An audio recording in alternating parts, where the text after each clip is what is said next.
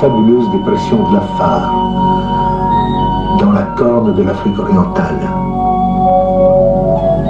L'horizon, mieux que n'importe où au monde, montre la structure de ce qu'on appelle un rift océanique, l'endroit à partir duquel les fonds océaniques s'engendrent.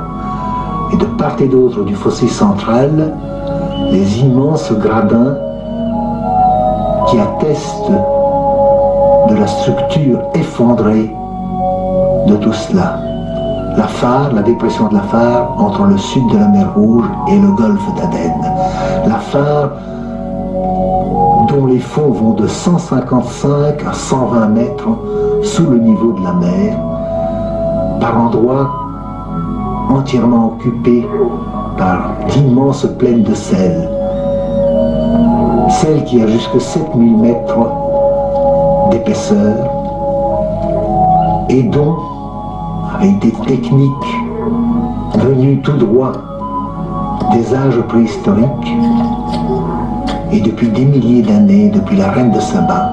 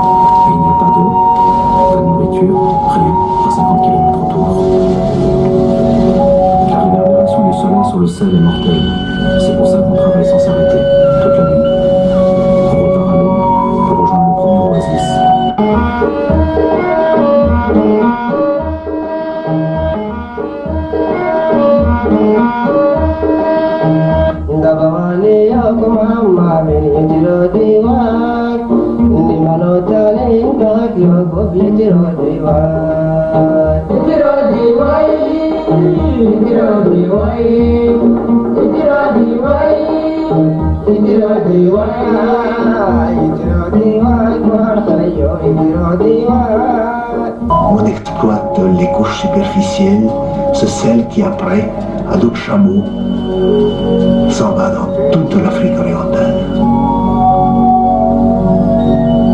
Un vol de flamants roses sur le lac Abbé.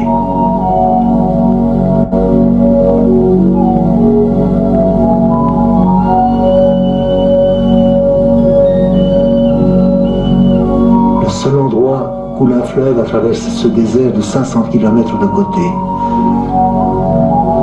Le fleuve Awash, qui va se perdre dans les eaux saumâtres du lac Abbé.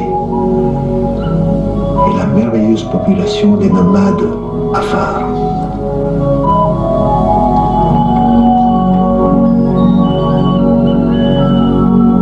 Le rift océanique, le rift qui engendre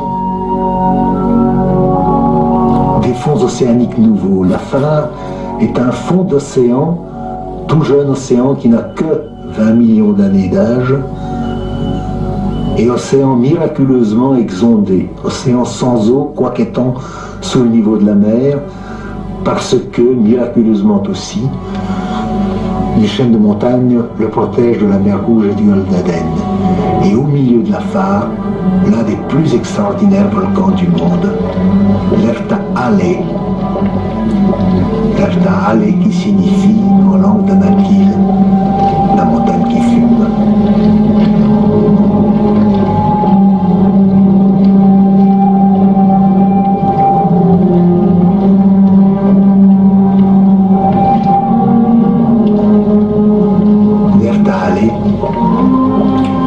L'un des 3 seuls volcans actuellement connus pour recéler en permanence un lac de lave en fusion. Les 2 autres sont le Nyiragongo, Zaïre,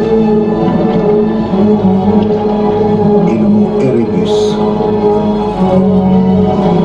dans l'Antarctique, à l'ouest de Djibouti.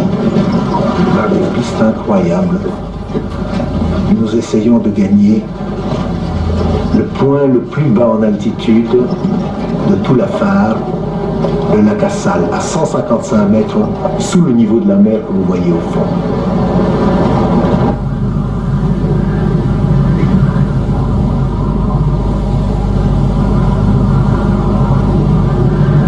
Le lac Assal, que voilà, à une demi-douzaine de kilomètres encore de distance.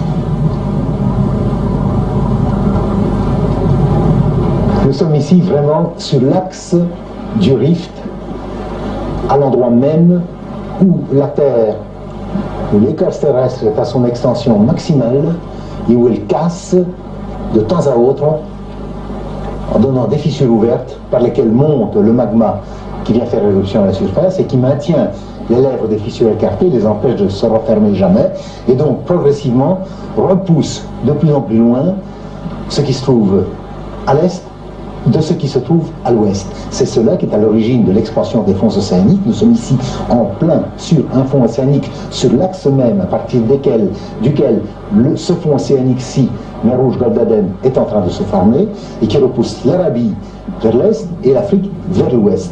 Et nous avons de part et d'autre les énormes escaliers de l'est et les énormes marches d'escalier de l'ouest qui descendent en gradins successifs vers ce centre, vers cet axe du rift.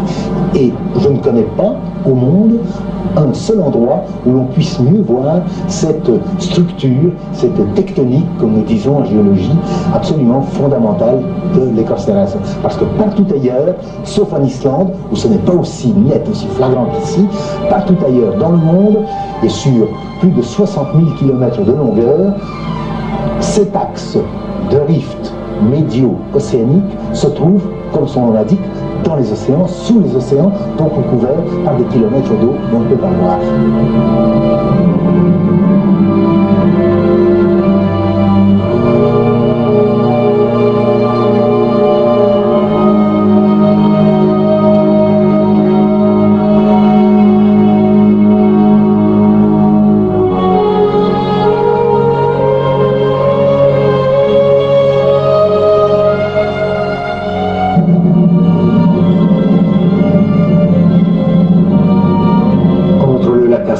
Là-bas au fond, et cette mer qui est à 6 km à peine derrière nous, un jeune fond océanique. Un jeune fond océanique fait de roches sédimentaires déposées par les eaux de la mer, dans les eaux de la mer, lorsque ces eaux étaient encore là, et des roches volcaniques, celles qui forment par leur extrusion le fond des océans.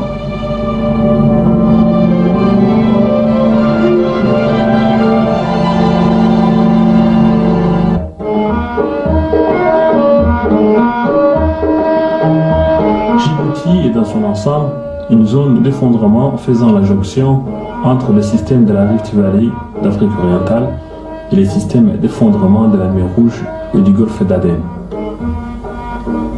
Le pays est caractérisé par son instabilité, son activité volcanique persistante, due sans doute à la minceur relative, voire même par endroits à l'absence de la croûte et donc à la proximité du magma.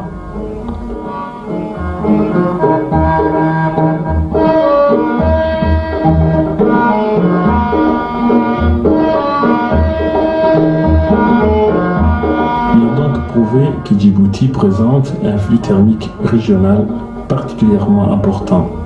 L'ampleur, l'abondance, la variété et la dispersion de toutes les manifestations thermales, telles que sources chaudes, fumerolles et cratères phréatiques, en sont l'éclatant témoignage.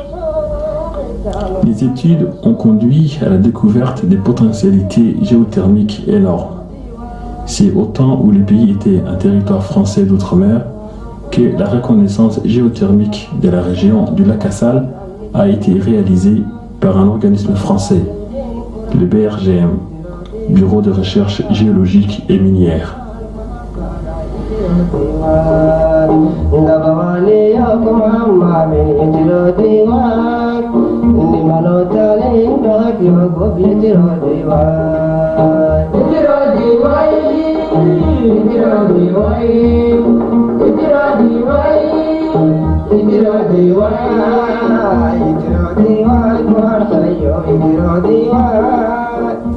Plusieurs régions présentent dans le pays un intérêt géothermique, mais celle qui paraît réunir les caractéristiques techniques et économiques les plus favorables est la région du lac Assal. C'est pourquoi ce secteur a été retenu pour y réaliser les premières investigations géothermiques.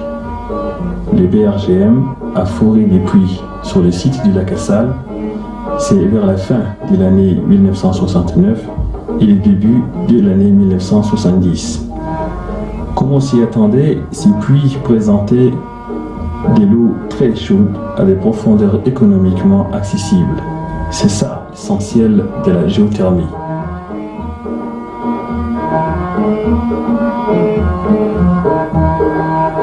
Malheureusement, l'eau très chaude que l'on avait découverte était très salée, ce qui pose des problèmes d'ordre technologique. Il fallait donc trouver une eau moins salée, c'est-à-dire faire d'autres forages à d'autres endroits. La géothermie est une énergie potentielle qui se trouve emmagasinée dans le sous-sol sous forme d'eau chaude ou de vapeur. Nous avons ici un champ géothermique. Un champ géothermique est constitué de 3 paramètres géologiques. La source d'énergie, c'est-à-dire l'intrusion magmatique. Ensuite, le réservoir, la zone perméable que l'on explore et la couche terrestre qui sert de couvercle. Donc c'est sur la couche terrestre qu'on va faire les forages. La source d'énergie passe par les grandes failles et lorsqu'on explore par des forages, il est plus intéressant de capturer une faille perméable, ce qui fait que le réservoir doit nécessairement être toujours dans le système de fracture qui assure un débit important pour une exploitation géothermique.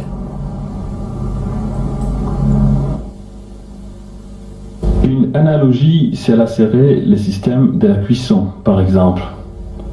Il y a là la source d'énergie ou l'intrusion magmatique, c'est-à-dire le réchaud, le réservoir, une casserole d'eau chaude et le couvercle qui représente la croûte terrestre dans laquelle on fait des forages.